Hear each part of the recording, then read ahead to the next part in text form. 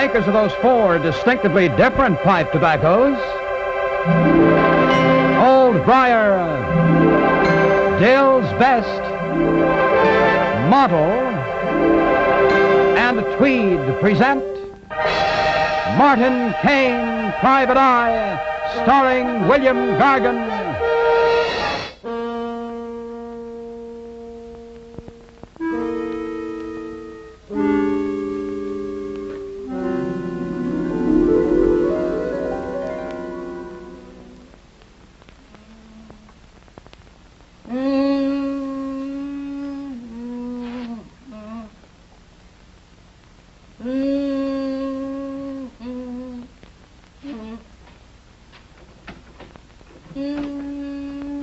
I should expect you were very quiet this evening, Agnes. No mischief. Quiet as little mouse. Mr. Marks is coming, and we wouldn't want him to think that we were naughty now, would we? Agnes, do you hear me? Now, not of any fuss. I'll unlock the door. Just a minute, Mr. You hear me?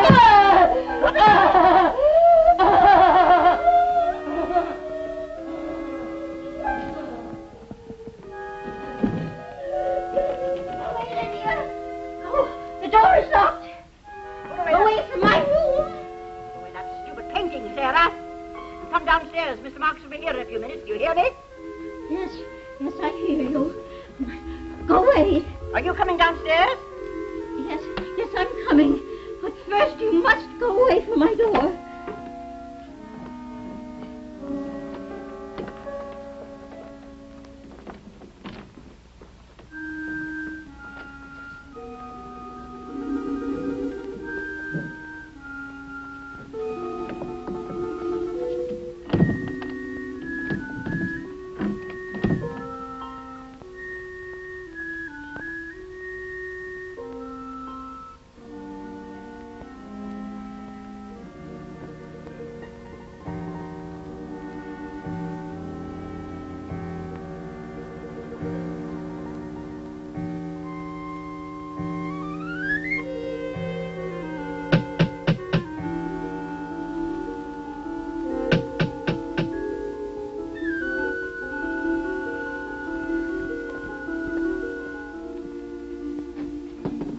Good evening, Mr. Marks. Prompt as usual, I see. To be anything but prompt is to be inefficient, Miss Lydia. And inefficiency costs money. No, in these days of inflation, it behoves us all not to waste one moment, 1 cent. How true, Mr. Marks, how true. You will notice I have left one candle unlit. A small saving, but a saving nonetheless. Very commendable, very, I'm sure. But, however, you are rather tardy in your ways of thrift. Very belated. Ah, you have talked to the gentleman in charge of the bank? Yes, I went to the president himself, Mr. Wilson. And? He's very sorry, but he is unable to grant another extension on the mortgage. You mean he wouldn't? His hands are tied, Miss Lydia. He has to answer to a board of directors. How is it possible for him to grant another? On what basis? Well, we can repay the mortgage whenever we choose, Mr. Marks. Miss Lydia and I are quite well-to-do. Father saw to that. Yes, good evening, Miss Sarah. I'm afraid you'll have to explain our financial position to Sarah again, Mr. Marks.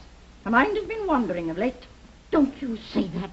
My mind has not been wandering. Sometimes I forget, perhaps, but it's because of my work. I have so many demands for my paintings. So many people are waiting for my paintings. Yes. I'll tell you once more your financial status. Now, it's very vital that you listen carefully. Oh, I will, Mr. Marks. I'll listen very carefully. The money that your father left in trust for you and Miss Lydia and Agnes is gone. Gone? The last of the cash credits was spent over 10 years ago. However, I've been able to supply the three of you with food and other necessities by mortgaging this house.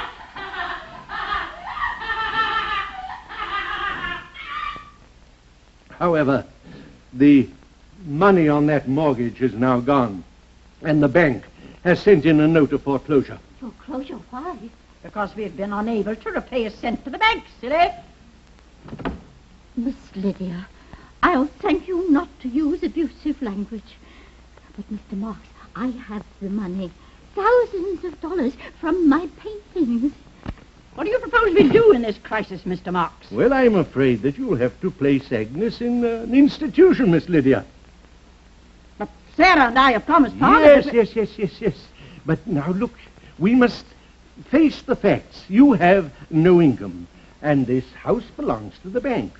After next week, the three of you will have to leave here. Leave this house? Oh, but I couldn't do that, Mr. Marks. I have my work. Yes, Miss Sarah. You may take your painting with you. But where would I go? I haven't set foot outside of this house since Father left us. Yes, I've given that very, very careful thought. And I have a suggestion to make to both of you. There is a house for troubled people. It's operated by the state. You mean an institution, Mr. Marks? Oh, no, Miss Lydia. It's a rest home now, for distressed people like yourselves. What did I do with those papers? Oh, this is your father's will. Where are those papers? Oh, I must have left them in the car. Now, if you'll excuse me, I'll go and get them. Yeah, well, you're gone. I will sit and Mr. Marks. Poor Agnes. How she hates to be locked in a room. I'll just go upstairs and see if I can quiet her. You see that you lock her in when you leave her. Oh, Lydia, couldn't I leave the door unlocked just once? I'm sure Agnes will be a good girl.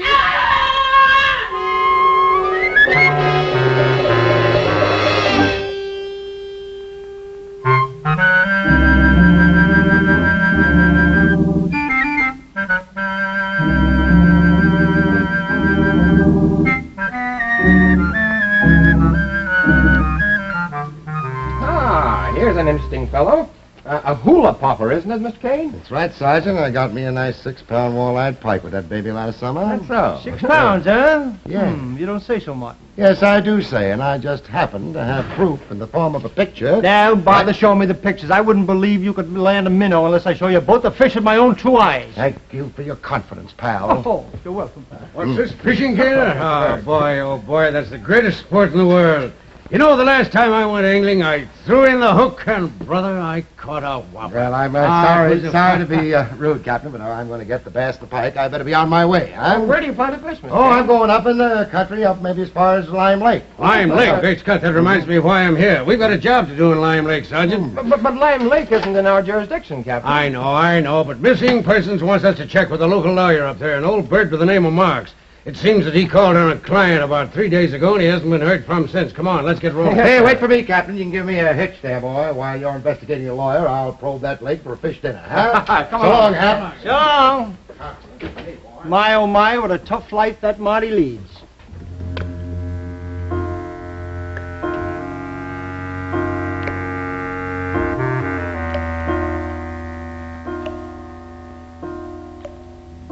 Come along, Sarah. Don't be such a slowpoke. I'm coming, Lydia, I'm coming. Be careful. Agnes, don't trip and hurt yourself, dear. One more step. Be careful now.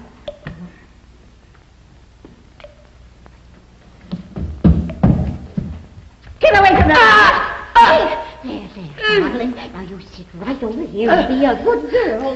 Now you can see everything if you're very quiet. Mind you, not a sound.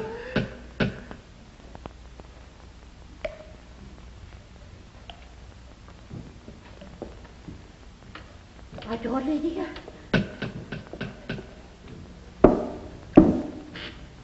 Yes, they've come. Oh, dear. What shall we do? Let them in, of course. Come along, Sarah.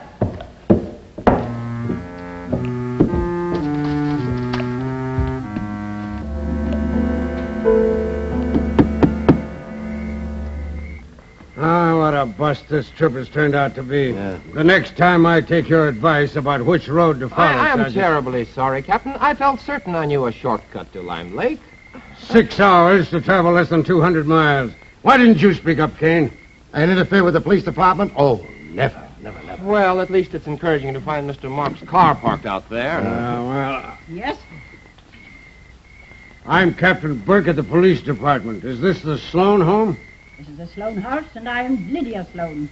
Oh, well, a man by the name of John Marks has been reported missing, and we're looking for him. Is he here, Miss Sloan? Yes, Mr. Marks is here. Won't you come inside? Thank you. Thank you. By the way, this is Sergeant Ross and Mr. Martin Kane. How do you do? How do you do? My sister, Sarah Sloan, gentlemen. How do you How do you do? Hello.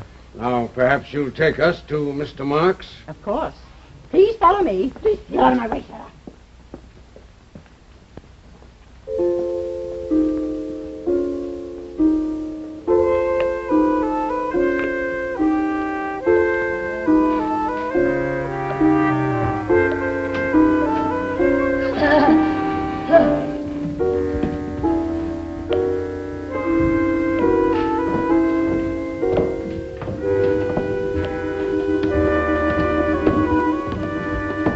This is where you will find Mr. Marks, gentlemen. Where? In the trunk. Trunk. Good heavens. Mutilated by a knife. Beyond recognition. All right, lady. Now let's get to straight of this. Who's responsible for that? My sister, Agnes. Don't, Captain! You mustn't hurt Agnes. It would be wicked. She couldn't help what she did. She's really a good girl, really. You better get your sister out of there, Miss Sloan. Without that knife. Agnes. Come on, get her out, Sarah. Agnes, get her out. Agnes, darling, come out, dear.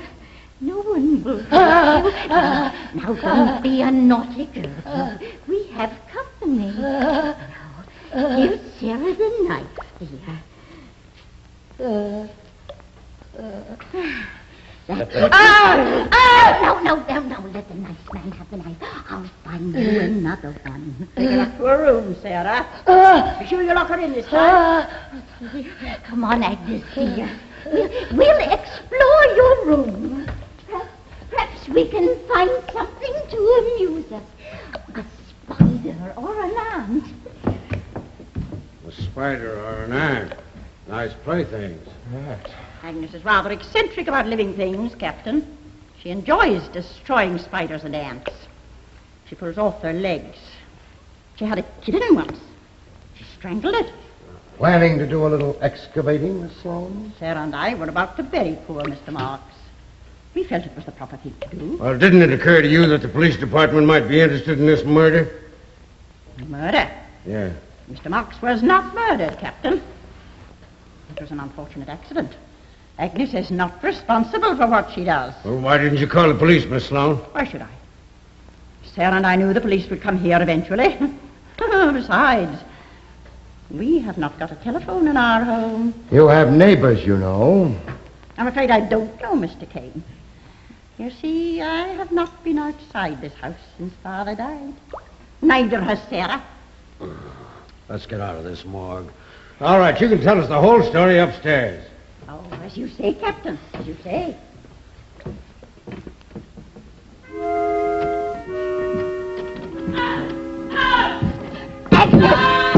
Agnes, no, you mustn't make a fuss, dear. Lydia said you were to be locked in your room. After what happened this afternoon, we wouldn't want to disobey Lydia again now, would we? After all, she is the oldest.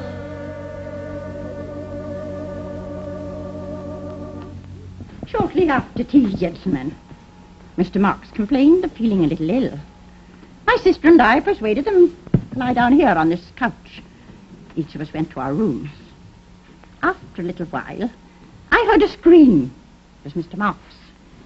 And when we rushed in here, Agnes was bending over him, the knife still in her hand. Any idea why she did it? Agnes is very violent in her likes and dislikes, Mr. Kane. She disliked Mr. Marks. Why, dear Agnes, should take such a dislike to our good Mr. Marks, I really can't say. Perhaps it's because Agnes is a little strange. Yeah. You can say that again, sister. Well, if you'll excuse me, gentlemen, I must get some supper for Agnes. Can I get you anything? Oh, no, thank you. And you, Mr. Kane? Oh, no thanks. I just ate. And you, Captain? No thanks,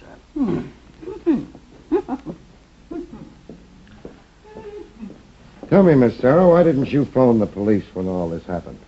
Oh, dear me. I couldn't leave the house, Mr. Kane. Never. Not unless Lydia left with me. Are you two that inseparable, Miss Sarah? If you mean, am I bound to my sister through a sense of devotion, the answer is no, Sergeant. I despise Lydia. Oh. When Father died, Lydia wanted his room for herself. Only I returned home first from the funeral. The room has been mine ever since. All mine. If I left the house, Lydia would take it from me. She might even destroy my paintings. Oh, you paint? Oh, my, yes, Sergeant. I'm a very famous painter. The whole world knows and loves me. Surely you've seen my wonderful work at the National Art Gallery? Why, yes, of course, Miss Sarah. Well, we'll be leaving you now, sister, but we'll send some men back to pick up Mr. Marks. Oh, how kind of you, Captain. No, I simply hate digging. You hate digging. Well, you tell Miss Lydia that I'm holding you two responsible for the custody of your sister Agnes. That is until they send someone from the state asylum to get her. You're not going to put Agnes in an institution, are you, Captain? Well, now, that's not up to me, lady. But I can tell you this much. Your sister Agnes will either end up in an institution for the criminally insane or in the electric chair. Come on, let's get out of here. Well, how about it, Marty? You coming? I'll be right with you, Captain.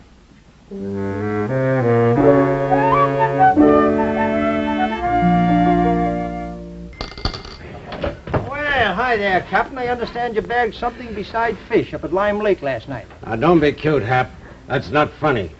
That old guy looked like he'd been pushed through a meat grinder sideways. Worst sight I've seen in 15 years on the force. Say, Marty tells me these Sloan sisters are a real loony trio. Yeah, three of the weirdest zombies I ever saw. I'm driving up to that haunted house this afternoon. I'm going to take the state psychiatrist and a couple of muscle men along with me. I'll clap that Agnes Sloan in a straitjacket. Oh, now, wait a minute, Captain. It's my theory that Agnes did not murder John Marks. What'd you say? Remember those ashes we saw in the fireplace? Yeah. Well, that fireplace hadn't been used in years. Yet those fresh ashes would make it just about the size of a good legal document. So what? So I paid the late John Marks, the attorney at law, and went to his office, and I persuaded the secretary to let me take a peek at the Sloan files. And? And I came up with these. This is a copy of the mortgage on the Sloan house, and a letter from the bank foreclosing next week, and the last will and testament of one Andrew Sloan, the father of the three zombies from Lime Lake. Come on, get to the point. Well, now, old man Stevens left all his money to the daughters, but realizing that they were a little peculiar, he appointed John Marks as the guardian. Well, what's so unusual about that? Now, look, he knew he didn't have enough money for the women for the rest of their lives, so he provided a $50,000 life insurance policy on the life of John Marks. And the three daughters became the beneficiaries, eh? Exactly, Captain, and he figured, you see, that the old boy would just pop off about the time that the estate petered out. Oh, look here, what are you trying to do, Kane? Make a homicide out of a simple murder? No, far be it from me, Captain. Excuse me, Mr. Kane. Before you left for Lime Lake, the autopsy report on John Birch just came through. What autopsy report? I didn't order any autopsy. Well, I called the sergeant from Marks's office. It was my idea, Oh, Captain. your idea. Yeah, Yeah. I might have known that you would What? try to complicate this affair. Let's see what What? this is. Great jumping skittlefish. What is this? Death was caused by a lethal dose of hydrocyanic acid. The body was mutilated shortly after death occurred. Oh, no. Don't tell me I've got to go up there and match wits with those three batty old dames. I'm afraid so, Captain. All right. Come on, let's get started. See ya. Come on, Ted. Yes, there's no doubt about it, Captain Burke. Even a novice can plainly see that the fingerprints on that bottle of poison belong to Agnes Sloan. All right, Marty, what do you say about that? Well, two things, Captain. First, I don't think Agnes has the mentality to use that bottle, even if she knew what was in it. And take a look at the bottle. It's wiped clean. No dust on it at all. Well, Mr. Oh, I see. You mean your theory is that one of the other sisters slipped the poison into Mr. Mark's tea, then wiped the bottle clean of all fingerprints, and then somehow got Agnes to handle it? Yes, says 5 will get you 50. That's just about what happened. Oh, well, what about the carving job on the old man? No sane person would have done that, Kane. I think you'll find, Captain, that either Agnes or Lydia carved up the old man, and then, after the job was done, put the knife into Agnes's hands. I also think that you'll find that one of those two sisters is as dangerous. As a matter of fact, dangerously insane more than Agnes. Father's will. Oh, yes. I seem to remember Mr. Marks mentioning it the last time he was here. Or was it the time before? Well, I must ask him when he comes again. But you confess that you did know about the insurance policy on Mr. Mark's life. Well, it seems to me that Father mentioned it. Or was it Mr. Marks? Or was it you, Captain? Oh, never mind. Did any of you know about that insurance policy, Miss Lydia? Oh, no. Neither Sarah nor I read the will. So that makes your theory about Mr. Mark's death quite absurd, Captain. What about these ashes in here? What were they? Oh, that must have been Agnes. Poor Agnes. Probably found a match and set fire to some paper. And like a good girl, she used the fireplace. Not like a good girl. We're getting nowhere here fast, Kane. Captain, give me the knife and the bottle. Maybe we can get Agnes to help us. Yeah. Now, don't be afraid, Agnes. I just want to return your playthings. You lost them, you know, Agnes. Come on. You lost them, Agnes. Now, you should return them to your sister. You don't want to be punished, do you? Locked in a room. Come on now, Agnes. Return the playthings. Go ahead now. Give them to the sister who gave them to you. Go ahead, Agnes. Go ahead. Go on. No, wretch! Oh, little wretch! I won't let you harm Agnes. It's for you, Sarah. You put them up to this. You saw me do it. You told them. No, Lydia, no. You cheated me out of Father's room. Now you want the whole house to yourself. But you shan't have it. Oh, you shan't have it. Hold it. Yeah, you shan't. Stop her. Stop her. Sergeant, keep your eye on her. All right, Miss Sarah, come back.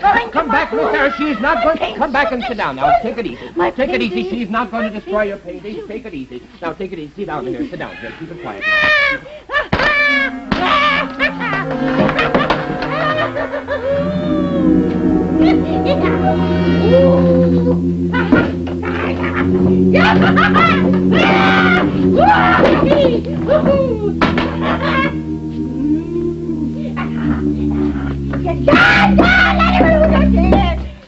Not tonight, Miss Sloan. Look out, Captain. She's out of this world. All right, I don't want to hurt her like I have to. Give it to me, Lydia. Give it to me.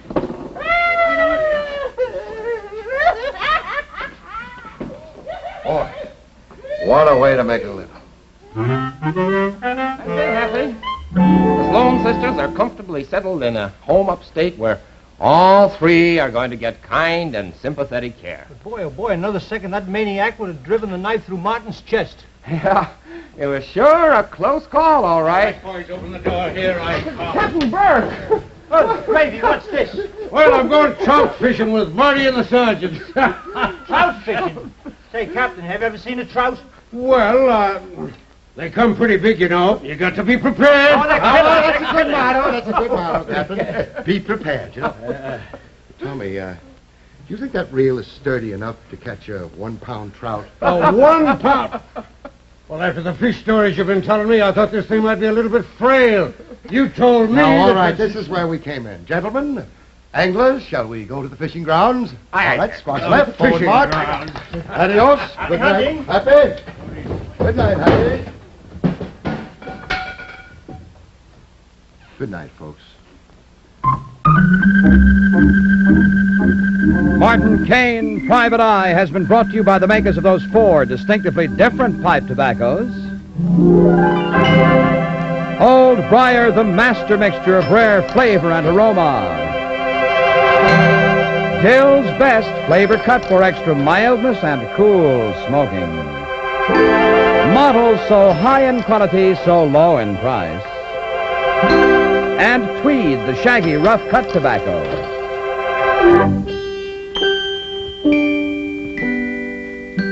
One of the 4, just right for your tobacco taste.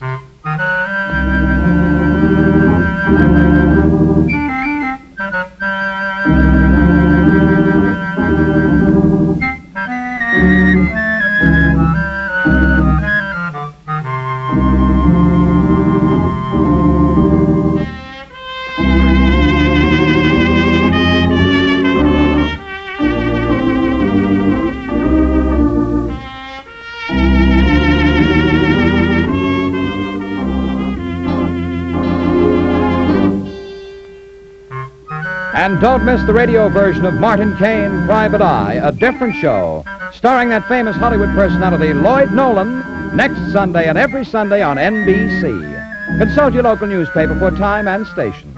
Tune in next week when America's favorite, the great Freddie Martin, appears as guest on Martin Kane, Private Eye.